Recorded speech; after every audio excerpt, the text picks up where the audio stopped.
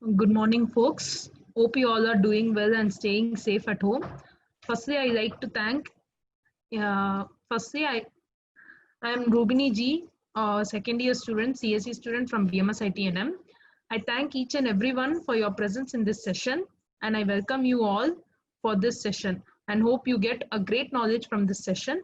I welcome our speaker for today, Mr. Aranya Kinvansara. He has been investing since 2008, lived the biggest crashes of the last 120 years, 2008 and 2020. He is currently managing 4 crore rupees for 130 clients. In this session, we'll be looking at how young people can get started with investment and growing their money. Over to you, Aranya. Thanks, Rubini. Uh, Hey everyone, good morning. I hope all of you are doing good. I'm joining in from Copenhagen right now because that's where I'm working. And as Rubini mentioned, I've been doing this for over 12, 13 years now. And even after the biggest crash, like she mentioned, it is still very exciting to do. So, shall we start the session? Yeah. Yeah, I will just start sharing my screen. Just a minute. Yeah, can you guys see my screen? Yes, Aranya, it's visible. Oh, great. So let's get started. If you guys have any questions at any time, please feel free to uh, drop in a note or on the chat or make a note of them and we can take them at the end of the session. So let's start. The basic idea of investment actually comes from money that you have saved. Money saved and not invested correctly is no point. Every money that you save should beat inflation. All of you might or might not know what inflation is. I will explain what I mean by the money beating inflation. The basic aim and goal of any money that you invest is to beat inflation.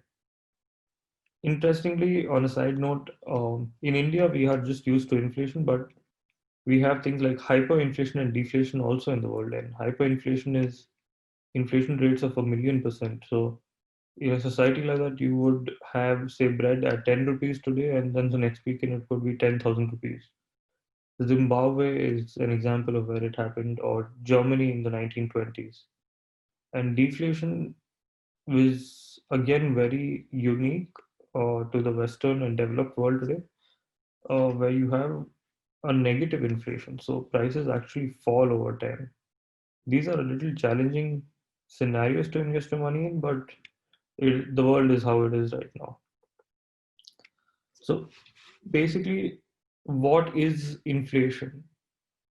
You have something called as a cost of living.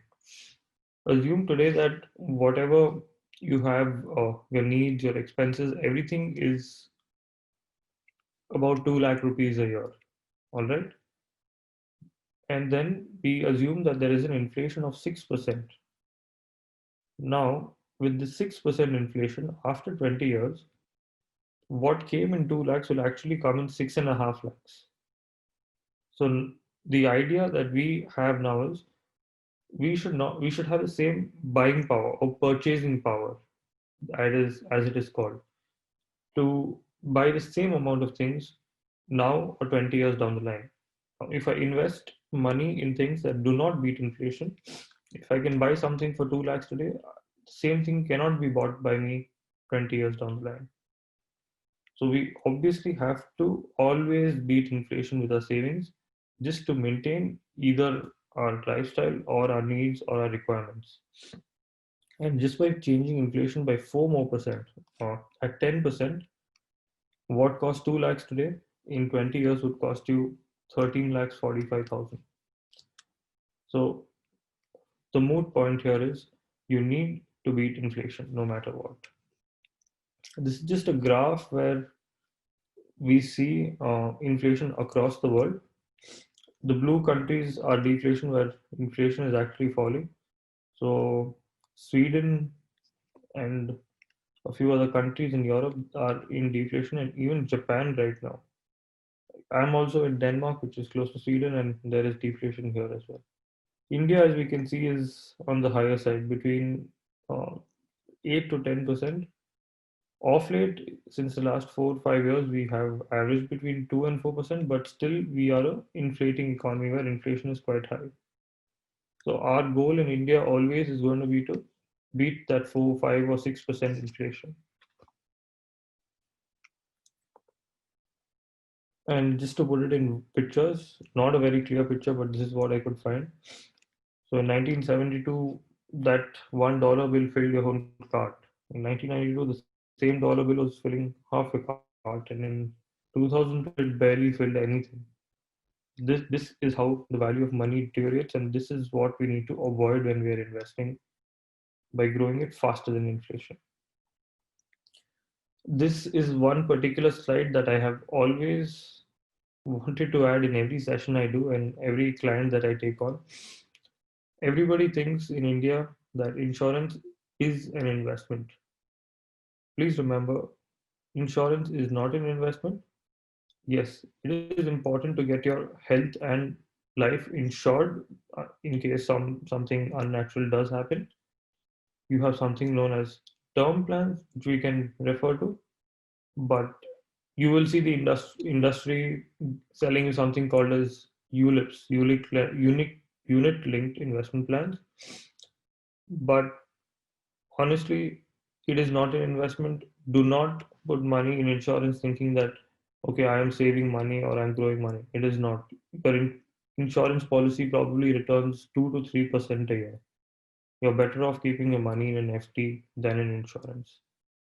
To cover our life and health, sorry, we have something known as a term plan. A term plan is very cheap and it takes care of your needs to insure yourself. Reiterating this very specifically for our country, because we are always sold LIC policies as insurance. Sorry, as investments. They are not. They're always insurance separate, investment separate. So where can you invest your money? You can either invest it in stocks, gold, fixed income is your fixed deposits of bonds, real estate, some people would invest in, mutual funds, would be explaining what mutual funds are, and commodities. Gold is a commodity, but people go into other commodities as well. Silver, oil, industrial commodities like aluminum, um, and zinc, and so on and so forth. Real estate, again, very famous in India, but if you actually work the numbers, it's not that good an investment. The problem is it's a high entry barrier. For people like us, young people who are just finishing from college, buying real estate is going to take a lot of time, or we need large loans. It's not easy for us as soon as we start working or while we're in college to even think of either buying a flat or a plot or anything of the sort. So it's very high entry barrier. You need large amounts of money to start. Low liquidity. What does that mean? Liquidity means the ability to sell and get money in times of need. Because a lot of people cannot buy houses, you can't sell it that easily. And the more expensive the house or the land or plot, it's even harder. And if I try to sell, say, a 50 lakh plot, it's not that easy for everybody to buy. So that's why it's not easy for us to sell it. In India, again, specifically, we have a high possibility of disputes, and this is the reality as we know it. Plus, it is not very tax efficient. I will even explain what tax efficient means when we compare different types of investments going forward. This is specifically for real estate. Mm, I've been living in Bangalore since I was born. My grandfather has also been living here. So in 1950, he bought a house. I don't know if you guys know RT Street, but we have a question. Do we want to pause? Can we take the question? I can't see the question. Mm,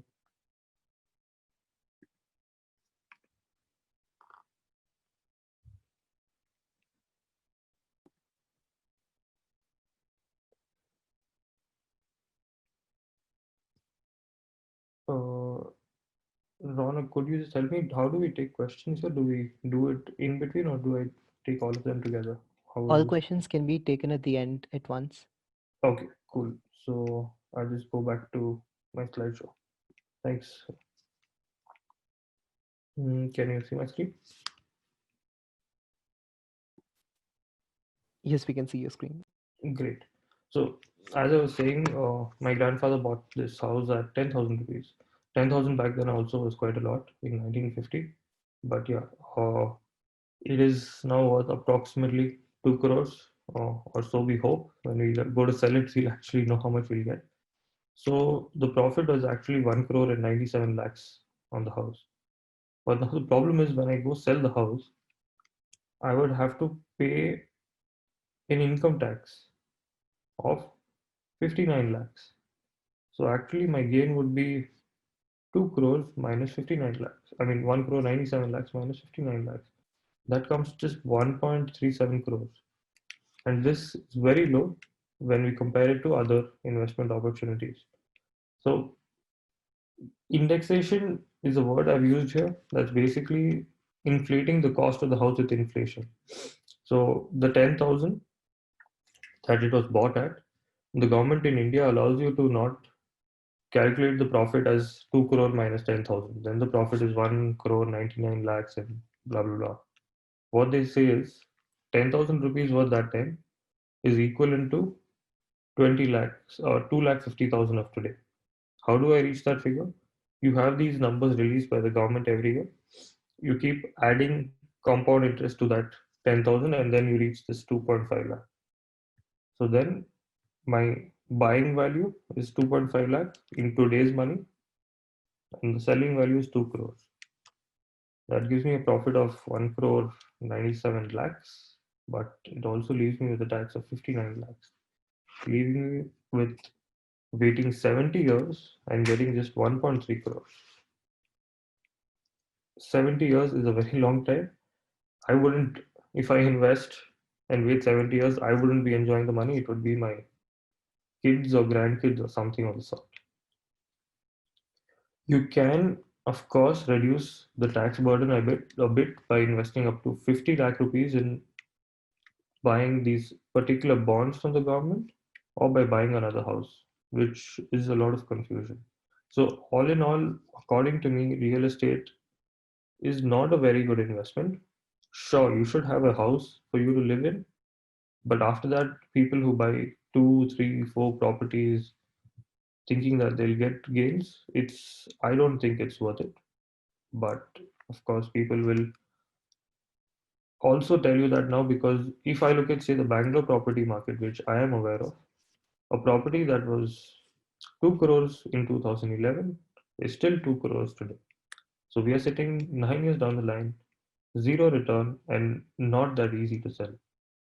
In 9 years, the money in an FD would have been 4.4 or 4.5 crores, if I'm correct. That is again a opportunity loss for me. Gold.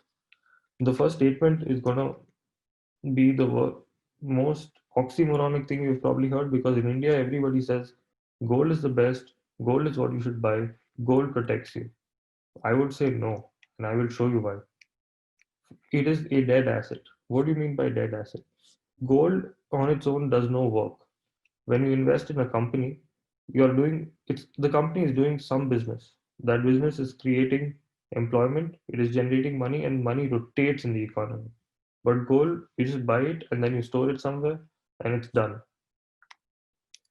Gold investing, however, has been made a little attractive by the government by gold monetization and bonds. I don't know if you're aware, but since 2016 or 17, the government has introduced a few measures where we reduce our gold imports and make gold a little more attractive to invest.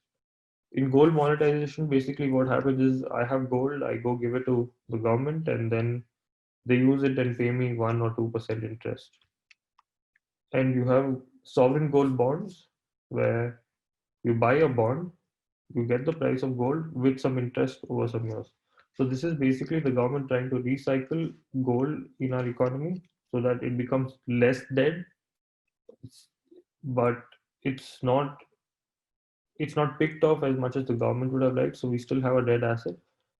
It is also aimed at reducing how much gold we import in our country. We import around 800 tons a year. This year, of course, we have not imported anything in the last 2 months. Gold also has a low tax efficiency. Basically, you have to pay 30% income tax just on the gains. So poor returns beats just about inflation. In some cases, it does not. After tax, you're not even beating inflation. So then it's actually pointless to buy gold. And this actually shows us the price of gold since 1860. Unfortunately, the chart ends in 2012. I couldn't find a chart that started somewhere in 1800 and ended here. So if you look at this, this is the price of gold in dollars. There are almost 4 instances where gold has fallen by more than 50% in the last 200 years. And once it falls 50%, it takes almost 30 to 35 years for it to recover. What does that mean? Just imagine if I bought gold in, so I would have bought it in 2010 because I was not investing in 1980 or 1930 or so on and so forth. In 2010, had I bought gold, if I remember correctly, it was 33,000 or thereabouts for 10 grams. Had I bought that gold, I am seeing a return only now in 2020 and only because of Corona. Because there was uncertainty, gold prices have gone up to about 48 and 49,000. Even with all this uncertainty and Corona, 30,000 has become 50,000, which is a return of just under 67%. 67% over 10 years is very bad. But assume if my father in 1980 had bought gold, he's not seen his price again. It went to $2,240, the value of 1980, $850, and the highest gold has ever gone after that in real value is $1,820, I think. That was in 2011, and we are again at $1,800 now. So I know it's against conventional wisdom where people tell us that gold is safe and gold is good. It's actually not so. This chart would tell us. You would argue that in India, gold prices are doing very well. Well, I have this chart that shows us the price from 1925 up till 2011, and then 2020, we all know it's 48,000. Sure, from 2001 to 2011, it was a very good run. Gold has never seen a run like this in India. But the question is, was it a one time? Can it repeat itself? Nobody knows. But if you look at any other time period in history, 1983 was 1800, 15 years later, 1997 was 4,700. That's actually poor return. It's not that heavy. And if I look from 1980 to 2011, again, not that great returns compared to other things. This is actually the real price of gold. For some reason, in 1344 to 1550, it's a dotted line. The reason is because it's a estimated price. Nobody knows the actual price. So economists have built models and gone back and tried to estimate the price. But from 1550 onwards, this is the actual real price of gold. So 1800 till now, the price of gold is approximately the same. That's 200 years. It's a long time. I don't know how many generations go in 200 years. And this is from IDFC Mutual Fund, which is a very interesting statistic in India. So from 1972, if you held gold for 35 years, you have got it going up by just 35% and no annual additional income. As in, gold does not give you dividends. Dividends are basically a part of profit that companies pay you.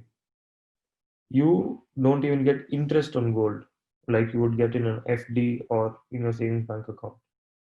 So actually, the money lying idle in your savings bank account, which I never advise, would have done better than gold.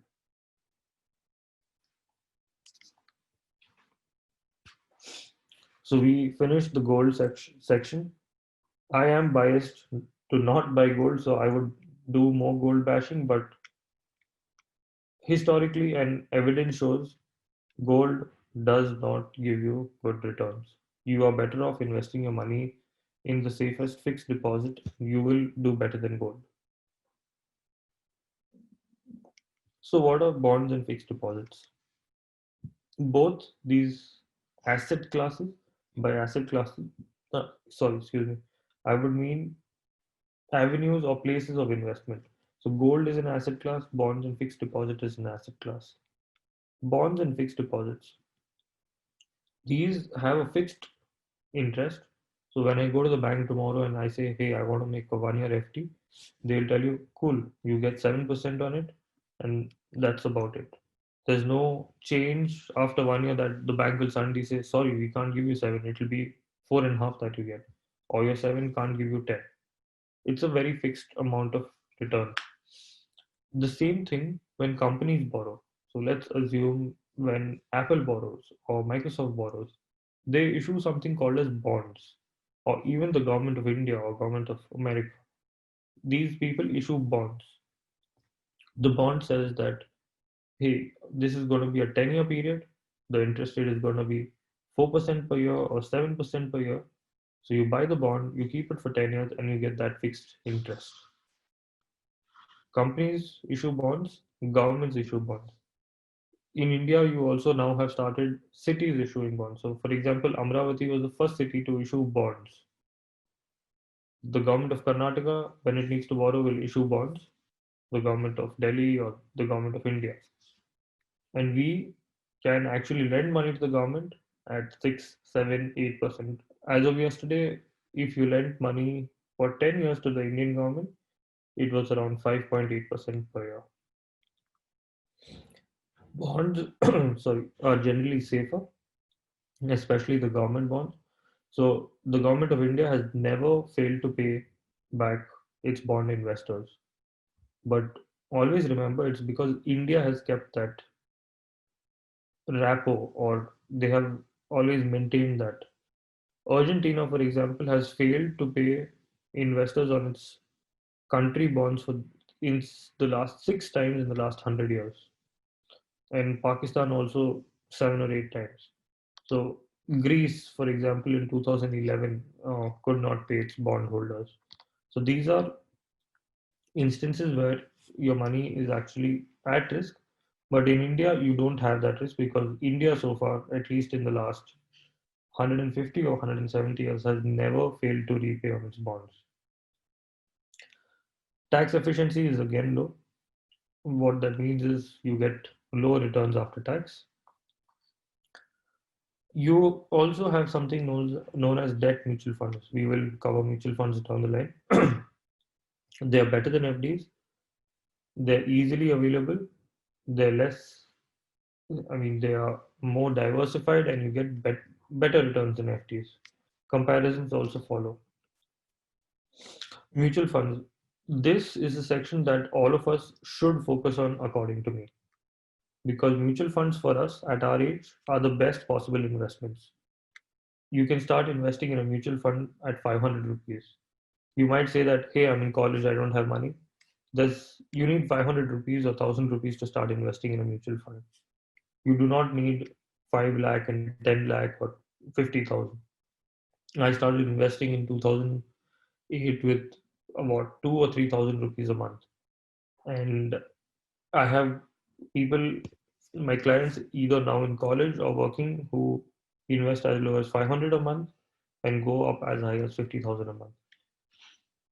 So this, at our age, would be the best investment option because A, we don't have to commit big money. B, I'll show you how the returns are beating everything else. C, the ease and transparency is very high. You don't have disputes like in property.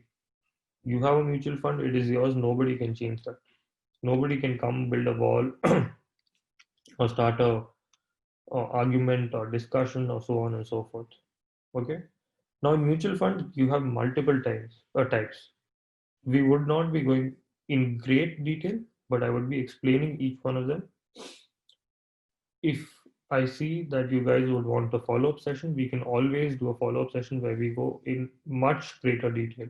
This is a topic that you could spend 25 hours on, 50 hours, 100 hours, 300 hours, and you still feel like there's so much to know. But it is always a start. So I'm starting with giving you a brief dip into everything. And then, if the need is, we can always go deeper into each of these things, or you can always reach out to me. So, in mutual funds, you would have all seen this mutual fund Sahi ad. It is not Sahi. Sahi is correct for those of you who don't know Hindi. It is not correct if you don't understand what is happening in a mutual fund. There are multiple types of mutual funds based on your needs, your requirements, or your plans, or your goals. We either mix these funds or we decide what funds and how to invest and when to invest and how much to invest. It's it is here that we need to be clear about, okay, hey, I can invest 5,000 a month and I don't need it for 5 years. I can invest 50,000 a month, but I need the money in 6 months because maybe I'm planning to go abroad to study, or I'm just keeping money additionally because I feel that I might need 5 lakhs in a year. So, what type of mutual fund should we choose? These questions is where you either need to research or you need to contact someone like me so that you don't end up losing or blocking your money for no and then being in a mess whenever you need the money. So you have equity funds, debt funds, hybrid funds, funds of funds, money market fund, arbitrage fund, monthly income plan, index funds, and gold ETF. The list is long, it's confusing, but we will go to them slowly one by one. Before we understand the different kinds of mutual funds, what is a mutual fund? So, in a mutual fund, you put in money along with a lot of other people into a company slash vehicle or a special entity. All of us, let's assume 100 of us put in 1 lakh, the mutual fund would have collected 1 crore. That mutual fund then has someone known as a fund manager who is a professional in managing investments. He uses this 1 crore and then invests it in either stocks or bonds based on the fund we choose. As his investor investment grows, the value of your fund goes up. As the value of your fund goes up, you make money and the returns are given back to investors. That is basically how mutual fund works. If you have doubts, questions, please do share them and then we can look at them. This is another way of categorizing mutual funds, I would say. You have an investment objective where you say that I want to build wealth for my child's education 20 years down the line. I want money for my education 2 years down the line. So, based on these things, these are your investment objectives basically. Or I want to buy a car in the next 3 years, or I want to buy a house in the next 7 years. So, then we have an investment objective that is very clear. And then we, based on that requirement, will put it either in equity, income, balance, money market yield index. Don't get confused with these terms. We will discuss what these funds are. Or by maturity period. By maturity period, you just say that when it's an open-ended fund, it's unlimited. You can invest now and keep the money till as long as the fund is alive or you are alive. In a closed-ended fund, what happens is they say that you invest money today, we will close the fund on 1st August 2025, and that is when you get all your money. Okay, so you have these two different broad categories. What are equity funds now? Equity funds are mutual funds that invest in the stock market basically. What is the stock market? The stock market is a place where shares of companies trade. So on the stock market, I could go tomorrow and buy shares in Reliance, or Tata Motors or HDFC Bank or L&T, any of these companies. India has 5,800 companies that trade on the stock market. It's one of the largest numbers, among the largest numbers in the world. So in equity funds, you give money to the fund manager, and the fund manager buys shares in different companies. In equity funds, again, you have multiple categories. The basic category I would focus here now is the small, large, and mid. Small, large, and mid classification is based on the size of the company. So if I say large companies, it would be your Infosys, your TCS, your HDFC Bank, the largest companies in India. Mid companies, these are companies that are not too big but not too small. So something like all of us have used Fevicol, right? Pidilite is the owner of Fevicol. That's a mid company. It's not as big as the other names, but it is somewhere in between.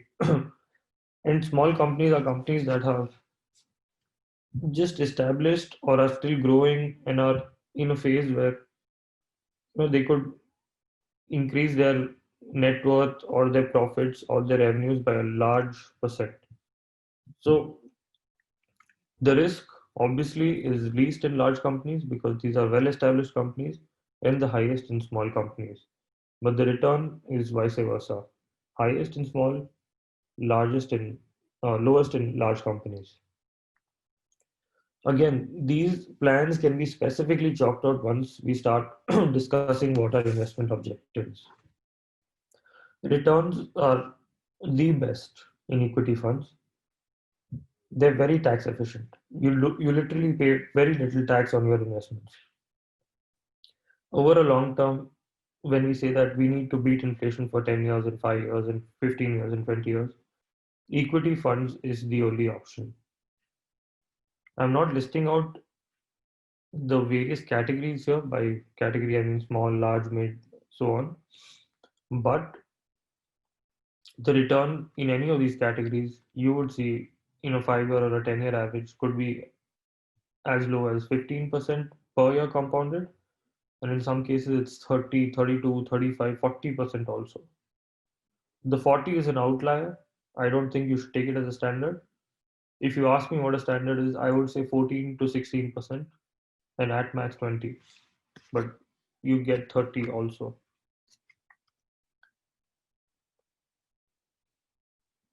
The taxation, since we're comparing the returns, I gave you the example of the house that my grandfather bought.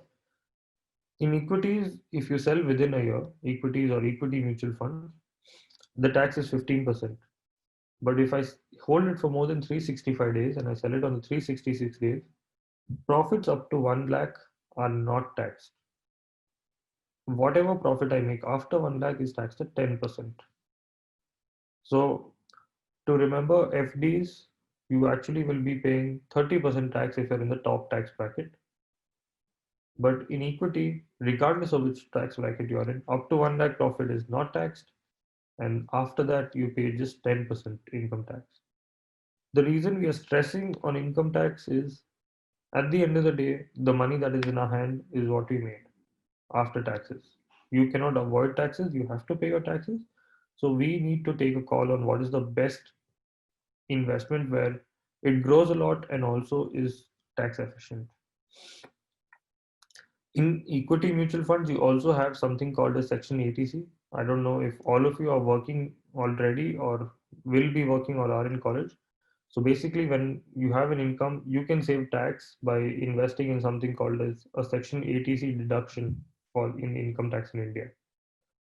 So this section, whatever money you put in, up to 1.5 lakh reduces your tax burden. And ETC funds are one way to do it. I feel it is the best option because it gives you the highest return and the least lock-in among the other options such as PF and EPF and fixed deposit of 5 years tax saving and so on. Debt funds. I was explaining to you what a corporate bond, what a bond is, where a government or a company issues bonds. Corporate bonds are when companies issue bonds. So when Tata Motors issues a bond, it's a corporate bond. A GSEC, short for government security, is when the government issues bonds. So the government of India or the government of Karnataka or the government of the United States of America, they issue bonds. So these are called GSECs. These, like I explained to you, come with a fixed rate of return when they buy it, and you hold the whole period and you make money. So a debt fund would basically invest in multiple bonds across various companies, A to avoid risk and B to get a good return. Because larger companies which we know are safe, for example, Tata Steel is a large company, it's supported by Tata. They would borrow money at 5, 6, 7%. But say a Muthoot Finance, which is not that big, and a smaller company would borrow money at 10%. And as the companies get smaller, investors would say that, hey, I don't know what visibility you have, so I want higher returns. That is why a debt mutual fund would have a mix of everything. They would have a high amount of percentage of the safe ones, that your capital is not lost, your money is not lost, and then they would have a few smaller companies debt which would give you a higher return, thereby taking the total return to a good, respectable 7, 8, 9, 10%. Since we were talking about taxation, what are the taxes? If you hold debt funds for less than 3 years, you would be taxed at 15% of profit. For more than 3 years, 20% with indexation, 10% without indexation. I explained to you what indexation is, but if you have a doubt, do drop a question. I'll explain it to you later. In comparison, FDs, you are taxed as per your slab. So if I'm in the 30% slab, I pay a flat 30%. If I'm in the 20% slab, I pay 20%. So we can clearly see that there's a difference of 20 or 10% income tax on our income between debt funds and FDs. Now I'll just walk you through some returns on debt funds. It's these are historical returns, always remember. Nobody can guarantee that these returns will be as is in the next year or 3 years or 5 years. But they give you an indication of how these funds have given returns over the last 3 or 5 years, and then we could, using that information, expect approximately the same return or plus minus a percent or two. So you can see that the average debt fund by long term, you would say more than 4 year or 5 years, over a 5 year period gives you 8.5%. Your FDs don't give you that much. Today, if I go make a 5 year FD, I think I get somewhere between 6.6 to 6.5%. I don't know the exact rate. Here, I would be getting more than 8%. And then if I start picking the best fund, I get 11 and 10 and 9%. So in either case, you are always beating your FDs. When I say short-term debt fund, it is between 2 and 5 years. Again, I would be beating FDs. So in comparison to FDs, debt funds are definitely better investments. They are safer than equity investments because they are not as volatile. Markets fall, don't fall. It doesn't matter. As long as the company continues to pay its interest and dues, you make your money.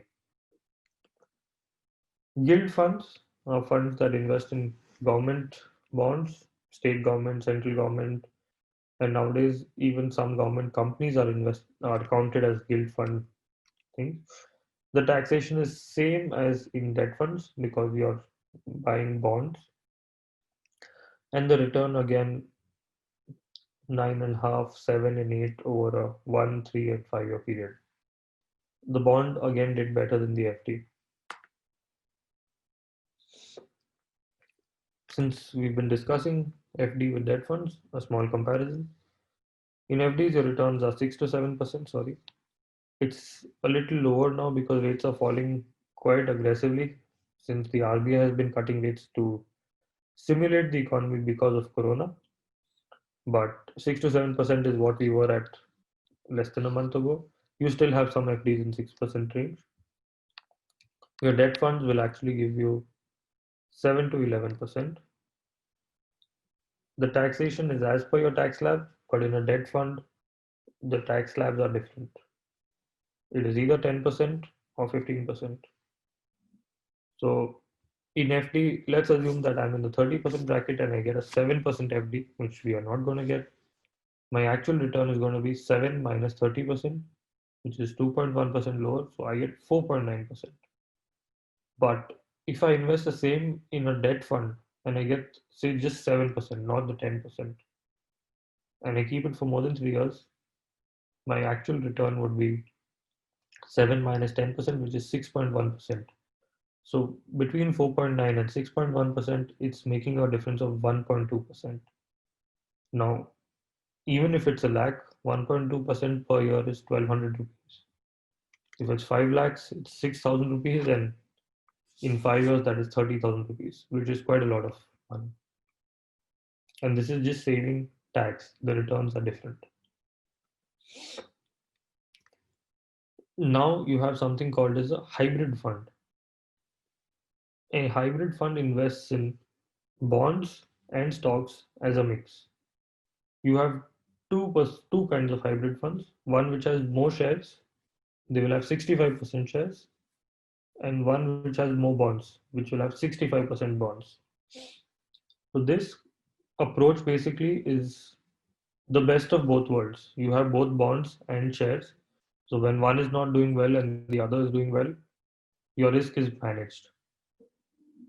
Or sometimes both do well, sometimes both don't do well.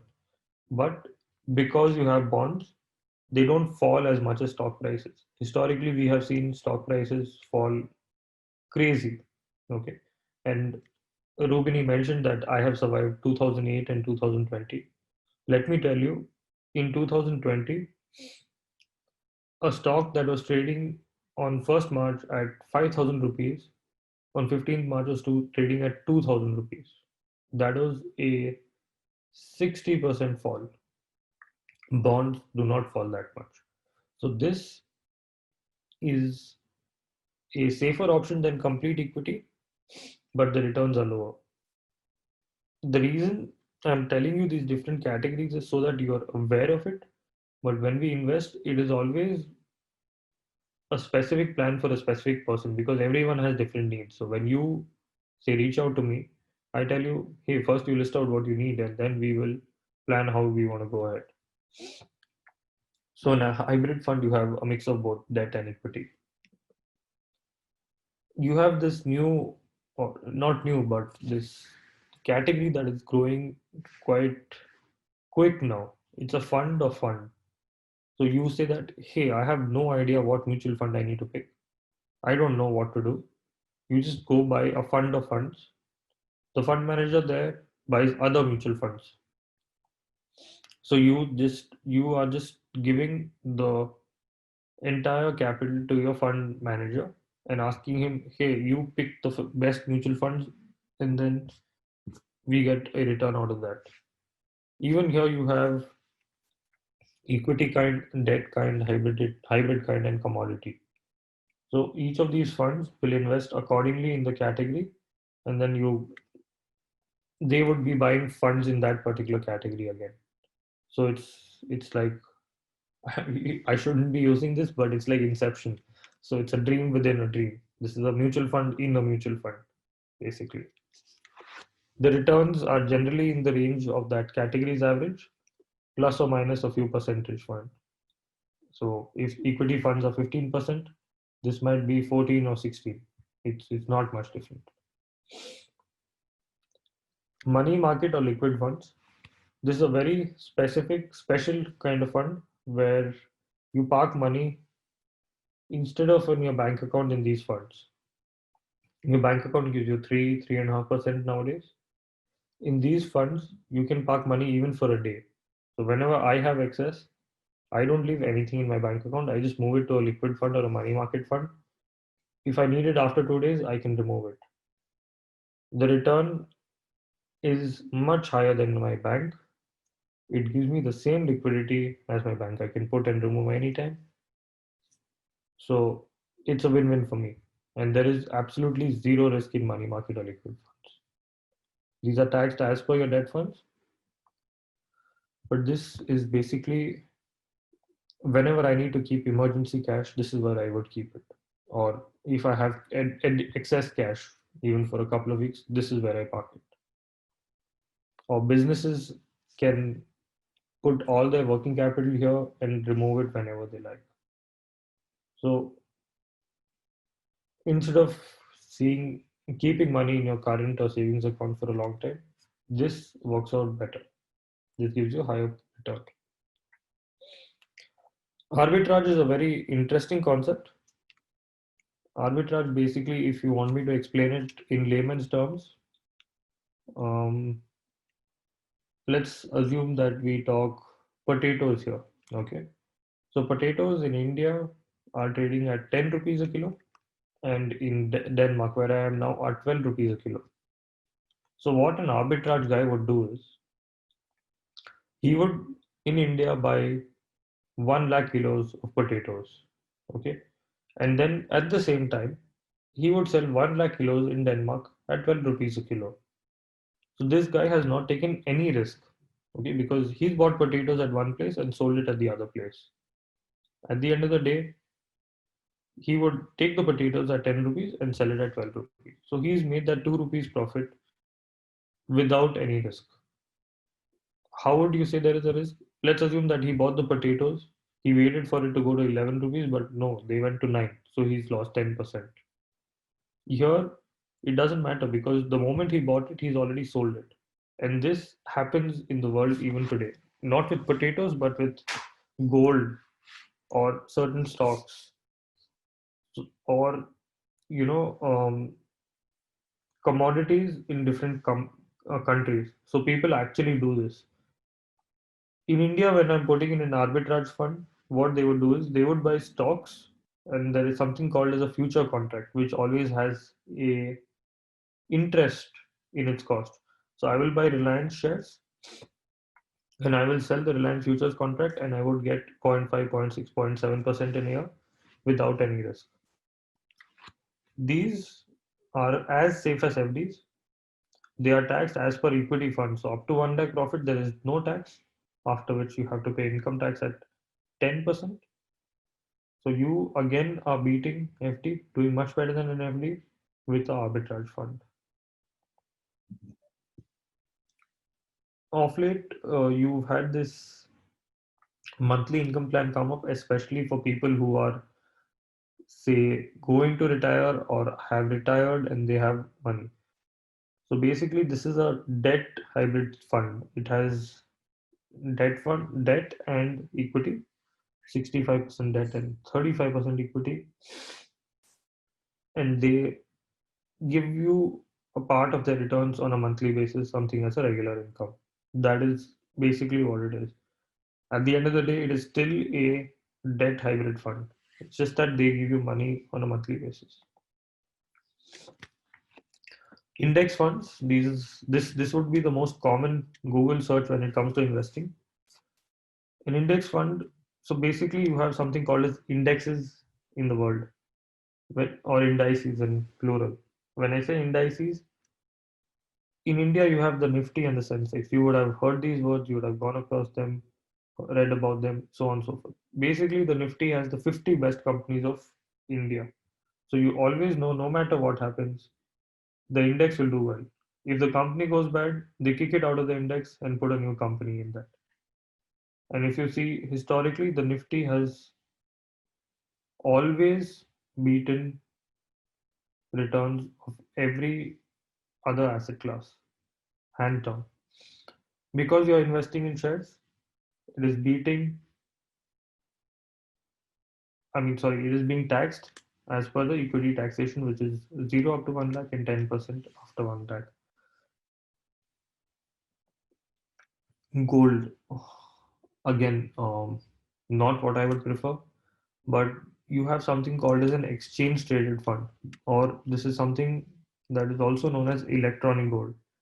Basically, you can just buy electronic gold and it will be stored like how you keep money in your bank account. So you have no risk of storing it, carrying it, moving it, or it being stolen. It's the same as holding gold physically, but not having it. Electronically, some you buy this gold and then the price moves as per the gold cost. Okay. This covered all your categories of mutual funds. Now we will be moving on to stocks or equities. Both of them mean the same thing. This is again where most of my focus is personally, and a lot of my clients, because we are young, we put more money in stocks or equity funds. So both of them work out to the same. Okay. Stocks are very, very risky for the short term. Like I gave you the example, on March 1st, from March 1st to March 15th, I lost 40%. In 2008, the time when I first started investing, that was June 2008, I invested 1.5 lakhs. September 2008 was Lehman Brothers, worst financial crisis, blah, blah, blah, blah, blah, blah. My 1.5 lakhs was suddenly worth 60,000 at some point in that time. I had lost 90,000 rupees on an investment of 1.5 lakhs in less than 3 months. But I knew that the companies I bought were good, they would survive, and I hold every company that I bought that time till today. It is still worth 6 lakh rupees after the corona fall, that 1.5 lakh of that time, which actually went to 50,000. Then it went to as high as 9 or 10 lakhs recently, and now it's 7 or 6 lakhs or something like that. So the idea that I'm trying to tell you here is stocks are for the long term. They will beat every other asset class given you give time. Here, it is very, very important that you understand the stock market and how things work and which companies to buy. These are your very important factors here. And this, if you do not do properly, you end up losing a lot of money in the stock market. All of us in India are actually indirectly invested through PPF and LIC. LIC, incidentally, is the largest stock investor in India. Last year, they bought stocks worth 1.8 or 2 lakh crore or something like that. Tax efficiency is high. As I explained to you, in equity mutual funds is the same. Up to 1 year, it's 15%. After 1 year, if you make a profit of 1 lakh, it's zero tax. If you make a higher profit, it's 10% tax over 1 lakh. Now I'll show you why I so vehemently say that stocks are the best performers. This is the Dow Jones Industrial Average. It is the index of the US, United States of America. So basically, this is the average value of 30 of the best companies in the USA from 1884 till 2007 is no, sorry, 2014 is when I have this chart. And you can see with time, the price has always gone up. Sure, there have been crashes. If you see from 1929 to 1931 or 32, but that recovered in less than 10 years. And then if you held on for the next 10 years, you've effectively more than doubled your money. There's doubling, tripling, 4x, 5x, everything happens in the stock market. This is a comparison of $1 invested in 1801 in stocks, bonds. Bills would be the government bonds. When I say bonds and bills, bonds would be company bonds and bills would be government bonds. Gold and CPI, that is inflation. So you can see gold and inflation have almost gone hand in hand. There's no change here. Government bonds, yeah, no problem. Company bonds, little better than government bonds, and stocks have just outperformed. They've crossed what? That's $10 million. Now your bonds are still at $10,000, your government bonds maybe at $7,000. Gold and CPI are not even anywhere close. This is historically, we have seen it happening. Even though you see, for example, in 1850, stock prices fell, 1931, there was a big fall, 2008, there was a big fall, 1979 or 78, there was another big fall. Even taking those falls into account, you have made money. This is something I recently came across. So, in the last 35 years, FD 20 times, silver 24 times, gold 37 times, but stocks 260 times. It's not even a comparison. 1 lakh in an FD became 20 times would be 20 lakhs. In silver, it became 24 lakhs. In gold, it became 37 lakhs. But in shares or equity, it became 2.6. We might say 35 years is a lot, but if all of us assume that we are in college right now, we are in our 20s. 35 is approximately when we would be retiring. And imagine a retirement money of 2.6 crore compared to 37 lakhs. It's a big difference. So we have the visibility, we have the time.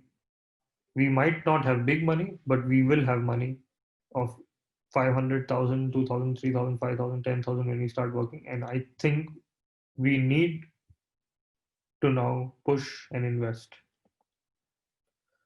The reason why you need to start investing early or young, 1,000 rupees at 8% simple interest for 30 years will give you 3,400 rupees. The same 1,000 rupees, when you compound at 8%, gives you 10,000 rupees. That's a difference of 6,600. If you compound the 1,000 rupees at 8% for 20 years, it's 4,600 rupees. So the point here is, the earlier that you start, the more it compounds, the more it grows. If you start investing at 20, you're giving it more time to grow. But if you start investing at 50, you're not giving it a lot of time to grow. And the average stock market return in India over the last 30 or 40 years is 15%. So 1,000 rupees at 15% for 30 years will actually grow to 66,000 rupees.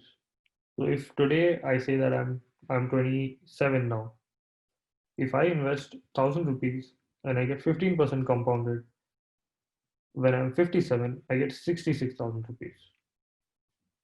That is why it is very important that we start early. Not again a very clear picture, but this is what I had. So you have three people here.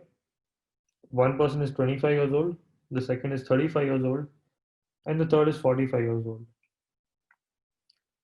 The 25-year-old person says that, hey, I have just 2,000 rupees. I'm going to put in 2,000 rupees every year, and I'm going to do it till I'm 60. 60 is basically when we retire. Okay. The guy who's 35 years says that, dude, I have 4,000 bucks. I have double of what the 25-year-old dude is putting, but I have 10 years lesser. And the one at 45, he's putting 4 times of what the 25-year-old person is doing and 2 times of the 35-year-old person. And he has 20 years lesser than the 25-year-old and 10 years lesser than the 35-year-old person. Now the difference in returns is crazy. The 25-year-old putting the least amount of money but giving time has accumulated 1.1 crore rupees. The 35-year-old, he's given not the most but not the least. He's given me between the 25-year-old and the 45-year-old guy the money, but he's only getting 67 lakhs as a return when he's 60. And then the 45-year-old who's putting 4 times the money but has half the time is only getting 37 lakhs. So you see the difference.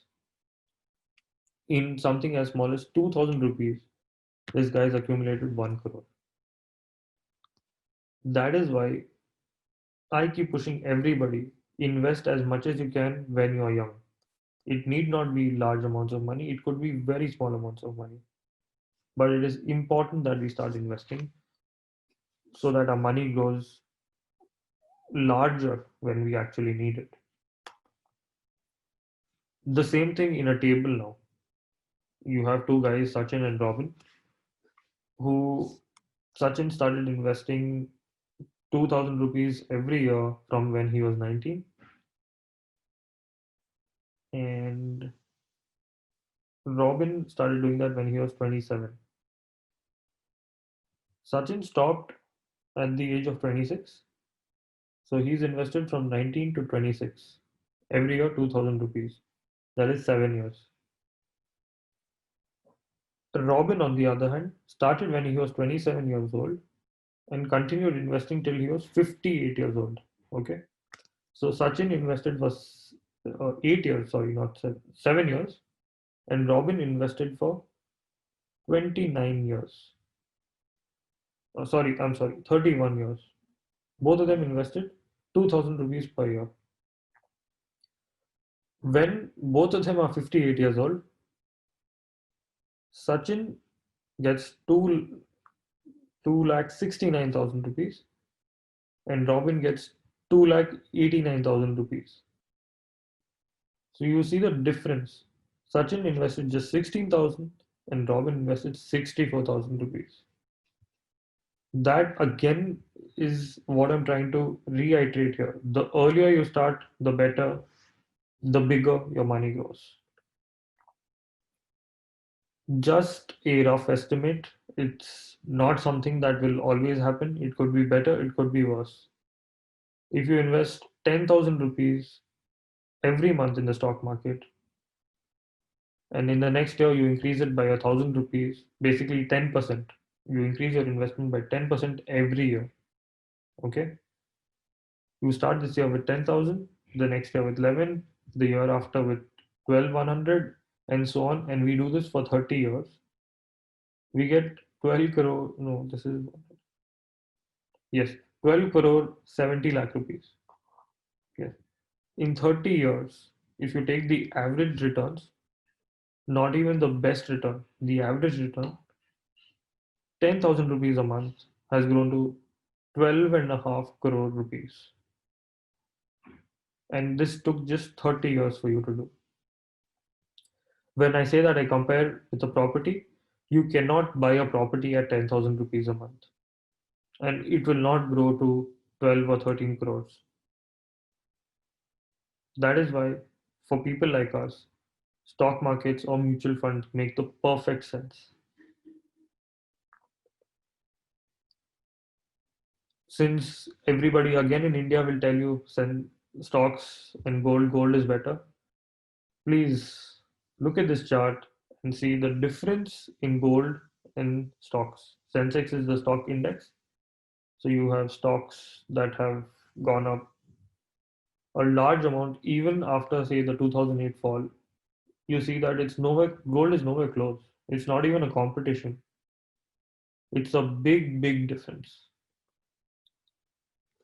The same point again. What would you choose?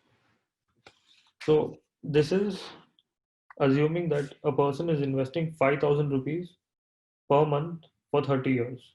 Okay. If he puts 100% in debt, that is just bonds or FDs, he ends up with 71 lakhs.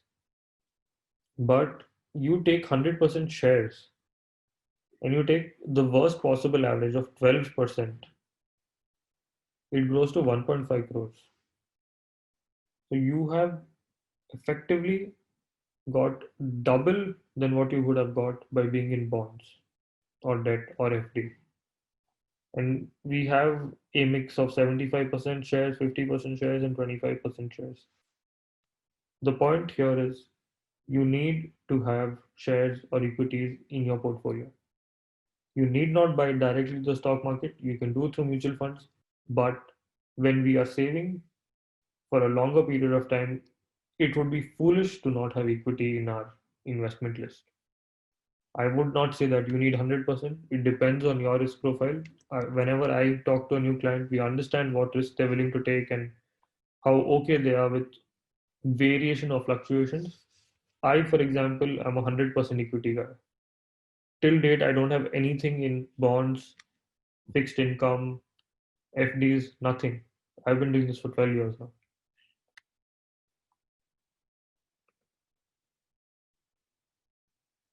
This is a comparison of an SIP in Sensex and gold. You start at 91. Sensex has always outperformed gold by large margins.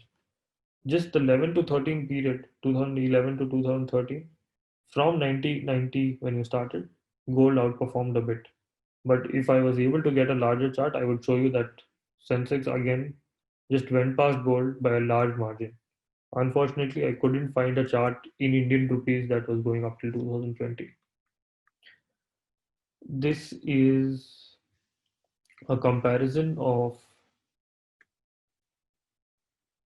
um, your investment of 1 lakh rupees in March 1981 and its value in 2015. These are real figures. These are not fictitious. And this is what we have seen. Okay. If you see from March 81 till March 2015, these rates are real. Your FD rates were 8.5, 12, 11, 9.5, 5.25, 10. So you have covered a large period. Basically, this will be our investment time frame if you look at it. This is about 35 years. So when we are 25 till we retire, this would be our entire investment period. So 1 lakh invested in gold gave you 15.7 lakhs and 8% return. Inflation, which we have to beat for us to say that what I could buy with 1 lakh back in 1981, I should be able to buy that much in 2015, has grown by 7.04% in India. So that became 1 lakh value became 10 lakh 81,000. Gold 15 lakh. Silver as much as gold, approximately 7.79%, 14 lakhs. FD, like I said, it beat gold. And we would think gold is the best. No, FD actually does better than gold. 10.24 lakhs. PPF, you need to understand that there's a period from 86 to 2000 where the rates were very, very high from PPF. I don't know why that was at that time. But yeah, because of that, you see a 0.1% increase difference, and that makes it 25 lakhs. So this is the other point that we were discussing. If you look at FD and PPF, the actual return percentage is only 0.1 different, compounded. But look at the end figure. It's 2.5 times that. And then what my favorite investment would be stocks, the Sensex. 1 lakh in March 1981 is 1 crore 61 lakhs. Nothing is even close. So at the end of my working career, at 35 years, I would be poorer by 1 crore and 35 lakhs had I invested in PPF. And when I'm 60, there is no way that I can take larger risks and try and grow it. It is during this period that we can invest because we have a steady income, we wouldn't have large commitments or so on and so forth. And we have time on our side. When you're 60, you don't have time on your side. You want to probably go on holidays, you want to chill, you want to retire. At that time, you can't do all these things. So, to reiterate, this chart tells you all where our money should be going, how much should be going, and why it should be going. These are basically taxes on each investment. We've already discussed this, so I don't think we need to go through this again. If you have any doubts, we can stop. I mean, we can come back later, but we've actually discussed all of this throughout this session. This is an old picture. Unfortunately, I'm sorry I couldn't get a new picture. These are the different rate of returns in different categories and if it's taxable or not. So if you see most of these taxable things, you come down to 5, 5.5, 4.9, 4.8. Your post office, your senior citizen savings scheme, or your RD, recurring deposit, your national savings certificate, NSC, all those things.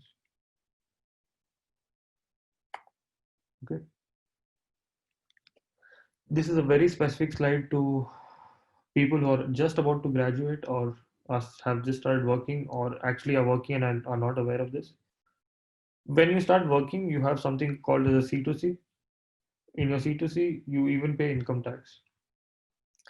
There are components that are not taxed. Of course, from this year, the government has given you an option of not taking any exemption and paying a lower tax. But till last year, and even this year, if you want, you can make certain investments and then reduce your income tax. So your house rent allowance basically it gives you a 60% of up to the 60% of your basic. So if you look at your C2C, you'll see your basic is 10,000, up to 6,000 rupees can be tax free. If we are salaried employees, 50,000 income per year is tax free. You also have mobile and food reimbursements that company can pay you, which is non-taxable. So basically, if you keep making these definitions in your C2C, you can end up saving tax. There is also superannuation and an NPS. So 10% NPS contribution from your basic again becomes tax exempt. Section 80C, the most famous for all of us in the Indian Income Tax Act, up to 1.5 lakhs invested here can just be reduced from a taxable income and therefore you save tax. ETC involves public provident fund, life insurance premium, insurance, higher education principal repayment, term deposits, housing loan principal repayment. It's a long list, but considering all the options, the lock-in and the return periods, your ATC mutual funds are the best option to put in here. Other than ATC, you can make some tax, you can save some tax by putting 15,000 on your medical insurance. You can put NPS, National Pension Scheme, which also invests in shares of 50,000. And if you've never bought shares, you have something called as Rajiv Gandhi Equity Savings Schemes in India for first-time investors, where in the first year you get 50% of 50,000 as tax exemption.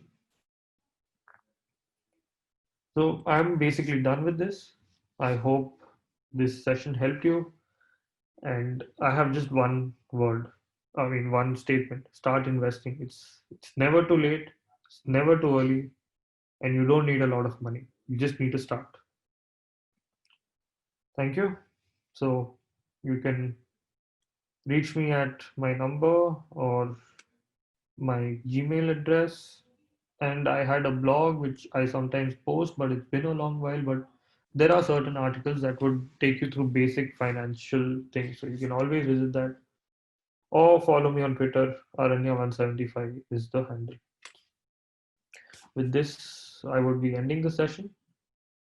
Over to Rubini for Q&A, or should I take it myself?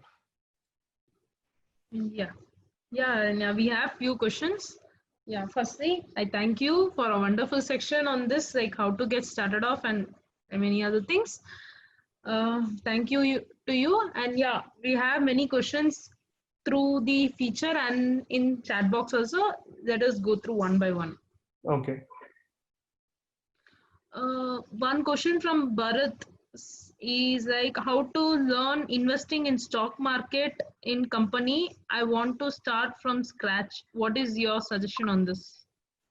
Okay. So Bharat, learning to invest in the stock market, there is no exact science. I've been doing this for 12 years and I still learn new things every single day. The basic principle here would be you need to start researching companies and how companies do. If the company does well, your stock also does well. is the most basic principle that we have seen in the last 150 years. If I were you, I would first start reading. A lot of material is available online. You have a few books that all of you can read. The Intelligent Investor is one of them, or Random Walk Down Wall Street is another one of them. These are books where you can start off with. There is no end to learning in the stock market, to be honest. It is always the more you learn, the better it is. And at some point, when you start reading, you will start understanding what is happening. If you still feel that it is not working out, you can always reach out to people like me. There are a lot of us. So all of us would obviously guide you in whatever way we are working in the stock market. Yeah. I think Yeah. Bharat also had something about mutual funds, right? Mutual Yeah. fund, same funda as the stock market. You can either learn or you can contact one of us. It's easier than the stock market because there you're not individually deciding companies. Somebody is doing that for you in a mutual fund. So it's safer. Okay, next. Bharat also wants to know what is indexation. Okay, this is a concept in your income tax that basically, how do I explain this? So when we started the presentation, we said that $1 can buy you bread plus milk plus eggs 20 years ago. Today, if I say I need the same bread plus milk plus eggs, it costs me $1.5. Okay. Yeah, we'll The try. value, sorry. Yeah. So the value has gone up. So when we calculate gains for income tax purposes, the government gives us the option. They're being fair, saying that, hey, we know that you would have invested a very low amount at that point of time in today's money, but it was a large amount that time. So whatever inflation is there, you add it to your investment and inflate that amount. So 1 lakh maybe over 10 years becomes 2.5 lakhs. So then your income would be 5 minus 2.5 for tax calculation purposes. I hope I've answered that, or do you want a better explanation, Bharat?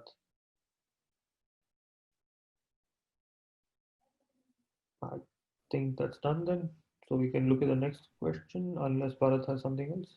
Yeah, Joy Patel asks like right now there is risk for war and COVID-19. So in investment strategy, how should we invest for long and short investment? Okay, Joy, in the 12 years that I have been investing, there's not been a single year where there is something going wrong. Of course, COVID is the biggest wrong, and 2008 was the other biggest wrong that I have seen in my investing career. But every year you have something or the other going wrong. We need to start deleting the voice. We need to invest for longer term, and we need to do it regardless of what is happening in the world. If there is complete world exploding, that is a different thing. But the world will move on. COVID will go. 2 years down the line, people would not even remember COVID as much as they are today.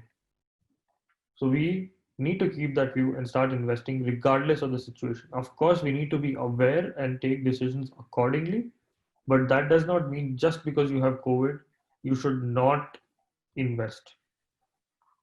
You need to invest and you need to do it regardless of the noise around us.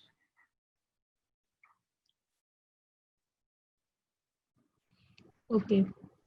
Dinesh Kumar asked like what are direct mutual funds?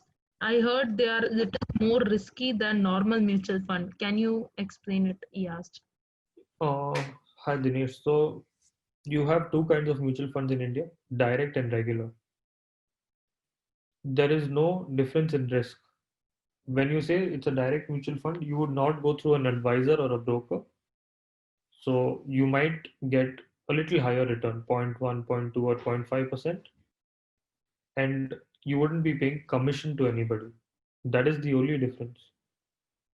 In a regular fund, for example, if you come to me, I don't charge a consulting fee because I get a brokerage from the mutual fund. So I would give you a regular mutual fund, and I would get between 1% for liquid fund and 0.5 to 0.7% for equity funds. So that is your difference between a regular and a direct fund. There is no difference in risk.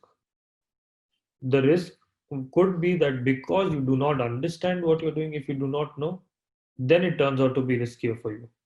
But if you understand what you're doing and you say that, hey, I am very savvy, I don't need anyone to advise me, I will go do this on my own, you can do a direct fund. Okay. Alap Alap asked, like, if I want to generate a sum of money 3 years down the line, where would be the best place to invest my money in? Alap, hi. 3 years is a short period of time. So we would not, by any chance, put money completely in the stock market. If I were you, I would not put more than 10 or 15, a maximum of 20% in options. The remaining would be in short-term debt funds, and those things. That's all. Okay. Rabindra Kumar asked, like, how to learn investing in mutual funds and mention any mentor for this. I Rabindra, similar question from before, but yeah, I uh, think we are not, I mean, there's a lot of information to be found and read on the internet on various websites. What I presented to you is a very short and small understanding. It goes much, much deeper. If we start with that depth, it's going to be confusing. So I started with this. So this should be a starting point for you to explore or understand. And as far as mentors, you have people like me, or you have multiple apps or web portals. You can always reach out to any of us.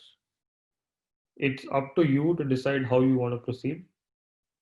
I don't think there is any issue if you start reaching out to people or if you start reading on your own. okay. Bharat asked, like, which is better to start, mutual fund or stock market?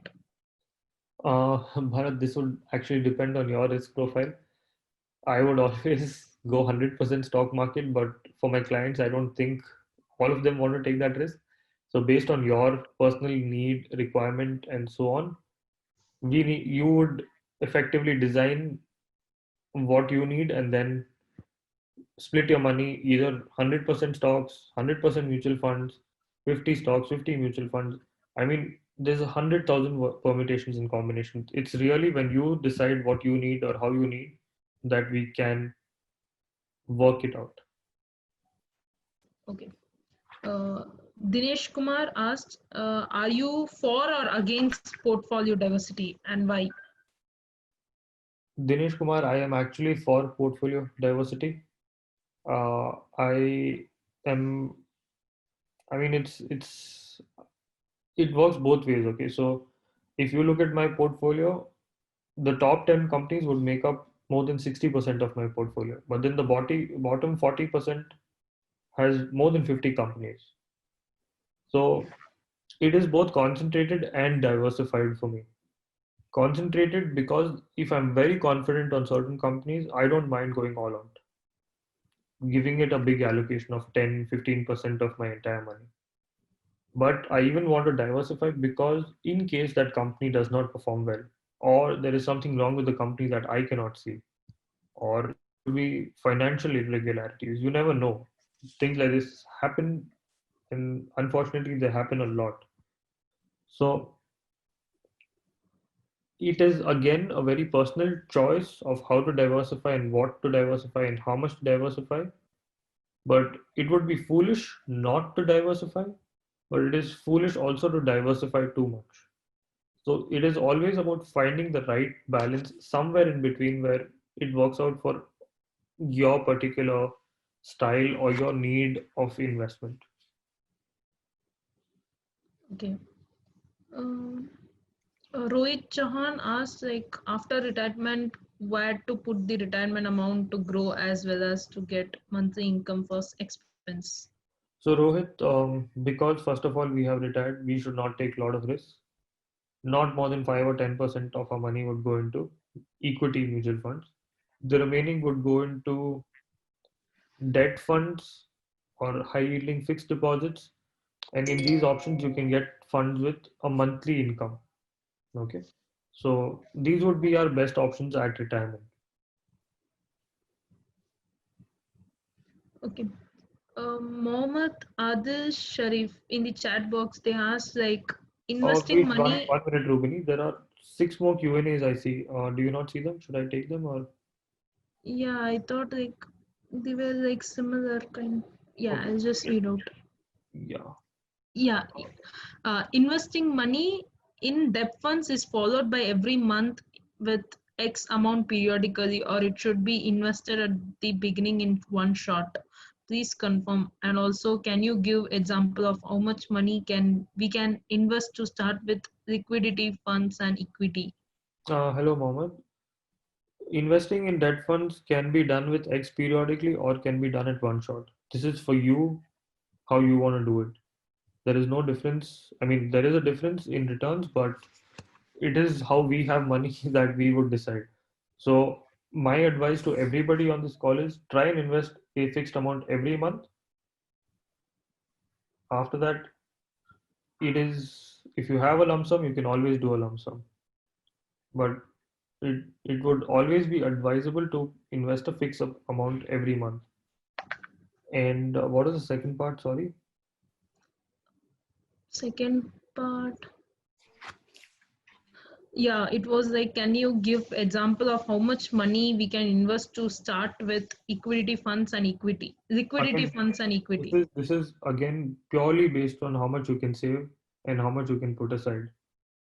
Everybody has a different amount that they can save or put aside. So this is again a very personal thing that you would have to check and decide. Yeah. Next one, please. Yeah, how to hedge the investment during COVID condition or recession? This is a very hard question because nobody ever knows how much. I mean, nobody can predict something like COVID. It's it's impossible, but still we need to hedge. I don't know if everybody knows what hedge means. Hedge basically means protecting against risks. So I would say it's very hard to gauge, but there are multiple methods. You have something known as either put options that are a hedge, but they are quite expensive, or the easier way is understand that events like this happen, keep some money aside in liquid funds, debt funds, FDs, bank accounts. Sometimes people even keep it in gold. Just keep it in these other things, and then as and how the situation develops, you can always take a call. Things like COVID don't tell and come, or the 2008 crash was not expected. So to hedge against an event that you don't know is very hard. That's why it's like shooting in the dark. It might not happen, but yes, we need to be prepared. For people who do larger trades or are very involved in the stock market, they there's a lot of things they do. But for smaller investors who are just buying shares, it's not necessary for you to do it that way. Okay, Aranya. Okay, since we are running short of time, let's take the remaining questions to your email. Let them email you as you have put the email IDs and contact details. They will email you with their questions, and if any other questions, you can email the speaker, Aranya. Yeah, we are in the conclusion of this session. I, on behalf of the BMSIT Alumni Association and WOW, extend a very hearty vote of thanks to the Honorable Speaker Ananya, who took out his valuable time from his busy schedule for delivering a wonderful session on investment and how to start with it. I lastly thank each and every participants in this session and make this successful and happening. Thank you all. Have a nice day. Enjoy. Thank you.